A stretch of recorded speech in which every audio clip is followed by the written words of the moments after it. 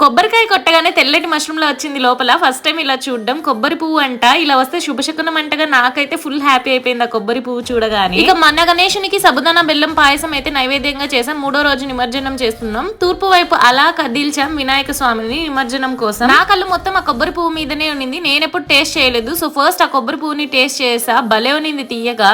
ఇక మా గణేశుని నిమజ్జనం కోసం ఆ బెటాలియన్ మొత్తం వెళ్తున్నాం. బంకమన్తో చేసుంటే ఇంట్లోనే ఒక బకెట్ పెట్టుకొని అందులో నిమజ్జనం చేసుకోవచ్చు. కానీ గోధుమ పిండితో చేసిన వల్ల ఇక మా దగ్గరలో ఉన్న చెరువుకి అయితే వచ్చేసాం. మీరు నా వీడియోస్ ఫాలో అయింటే ఇంతకు ముందు ఈ చెరువుకు ఆల్రెడీ వచ్చి ఒకరికి సెండ్ ఆఫ్ అయితే ఇచ్చాంగా. తెలిస్తే కమెంట్ చేసేయండి. ఇక మా కోడలి పిల్ల అయితే తను చేసిన బుల్లి వినాయకుని తనే నిమజ్జనం చేస్తా అని తీసేసుకుంది. ఇక ఇద్దరం కలిసి అలా చెరువు దగ్గరికి వెళ్ళాం. ఇంతకు ముందు ఎంత వాటర్ ఉండేదో ఈ ఎండలకు మొత్తం ఇంకిపోయింది. అసలు మామూలు ఎండలు లేదు బాబోయ్, అగ్నిగుండంలా ఉంది ఈ టెక్సస్ అయితే. ఇక గణేశుని నెమ్మదిగా నీళ్ళలో నిమజ్జనం చేసేసి మళ్ళీ నెక్స్ట్ ఇయర్ ఇంకా బాగా చేసుకోవాలని మొక్కేసుకున్నా. మా కోడలి పిల్లకి కాలు కాలిపోతుందంట.